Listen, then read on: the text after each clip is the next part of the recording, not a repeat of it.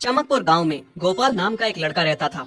उसकी सौतेली माँ और बाप ने उसे घर से निकाल दिया था। उसकी सौतेली माँ ने सब कुछ अपने और अपने बच्चों के नाम पे कर रखा था और गोपाल को हिस्से के नाम पे 3 गायें दे रखी थी। गोपाल पढ़ा लिखा तो बहुत था, पर नौकरी न मिलने के कारण उसने सोच लिया था कि वो अब उन तीनों गायें की खूब देख रेख करके उनसे जो दूध मिलेगा उसे बेच के अपना कारोबार चलाएगा।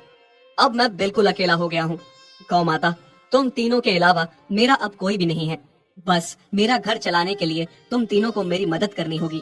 तीनों गायें बहुत ही हट्टी कट्टी और जवान थीं और रिश्ते में भी एक दूसरे की बहनें लगती थीं। चंपा, चमेली और मैना। मैना सबसे बड़ी और समझदार गाय थी।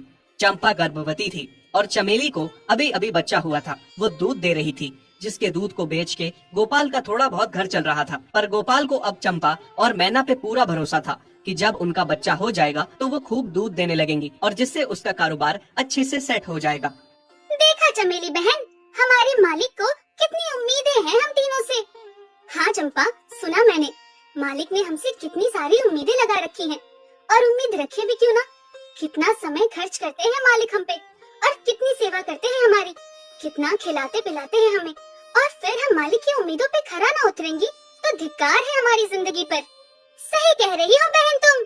चलो हम तो मालिक के लिए कुछ ना कुछ कर ही लेंगे। तुमने बच्चा दे दिया है, दूध भी दे रही हो, मैं भी गर्भवती हूँ। थोड़े दिनों में मैं भी बच्चे को जन्म दे दूंगी, फिर दूध भी देने लगूंगी। लेकिन इस मैना दीदी को देखो, हम दोनों से बड़ी हैं, एक बार भी बच्चा ना दे पाई आज तक। क्या इसका फर्ज नहीं बनता मालिक के लिए कुछ? ये तो बड़ी है, हमसे ज्यादा इसको मालिक के लिए करना चाहिए था। लेकिन हम छोटी होकर इतना सोच रहे हैं। तुम दोनों ऐसा क्यों कह रही हो? क्या गलत कह रहे हैं हम? सही तो कह रहे हैं। कितने सालों से बांझ पड़ी हो तुम। ऐसा कैसे कह सकती हो तुम? बच्चा देना ना देना मेरे हाथ में थोड़ी ना है।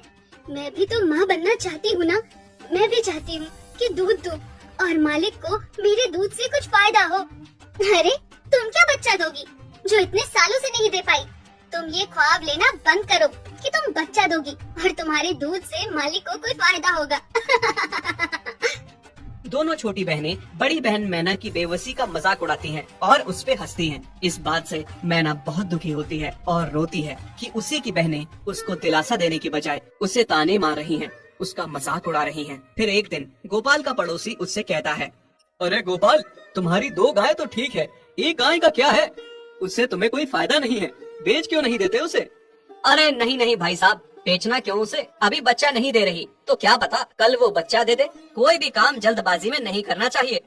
अरे नहीं गोपाल, मेरे कहने का ये मतलब था कि तुम्हें अपना कारोबार जल्द खड़ा करने की जरूरत है, क्योंकि तुम्हारे घर वालों ने तुम्हारे साथ जो कुछ भी किया वो बहुत गलत था। अब तुम्हें जो भी करना है अकेले ही करना है। आगे शादी भी तो करनी है तुम्हें, उसके लिए भी खूब पैसा कमाना पड़ेगा। जब तुम्हारी सारी गायें दूध देंगी तभी तो कारोबार अच्छा चलेगा ना। हाँ, बात तो तुम सही कह रहे हो भाई। मेरी मानो तो तुम अपनी गायों को क्रॉस करवा के देख लो, शायद उससे बच्चा हो जाए। हाँ, ये सुझाव तुमने सही दिया, मैं कल ही ऐसा कर लेता हूँ। सुना तुमने मैना बहन मालिक की बातों को? कितना परेशान है मालिक तुम्हारी वजह से। पर तुम्हें तो कोई बात कह ही नहीं सकते, झट से बुरा जो मान जाती हो तुम। मैना ये सब सुन के बहुत दुखी होती है, पर करती भी क्या, उसके हाथ में कुछ नहीं था। गोपाल ने मैना को क्रॉस करवा के भी देखा, पर उसका भी कोई फायदा नहीं हुआ। गोपाल, जो सुझाव मैंने तुम्हें दिया था, क्या वो तुमने आजमाया? हाँ भाई, वो भी करके देख लिया, पर उसका भी कोई असर ना हुआ। ये गाय किसी काम की नहीं है गोपाल, मेरी मानो तो इसे बेच दो। मैं सोच रहा हूँ एक बार फिर से क्रॉस करवा के देखता हूँ, शायद कोई बात बन जाए। देख लो, पर मुझे नहीं लगता। देखा, इन लोगों को भी पता चल गया, तुम बच्चा नहीं दे सकती, तुम बांझ ही रहोगी। सही कह रही हो तुम दीदी, इतने जतन करने के बाद भी बच्चा नहीं हो रहा, तो अब क्या होगा? गोपाल मैना को एक बार फिर से क्रॉस करवा लेता है। दोनों बहनें चंपा और चमेली मैना के बांझपन का मजाक उड़ाती हैं और उस पे खूब हंसती हैं। फिर एक दिन मैना चमेली के बच्चे के साथ खेल रही थी कि तभी चंपा देख लेती है। हाँ देख तो चमेली दीदी, ये मैना दीदी तेरे बच्चे के साथ क्या कर रही है?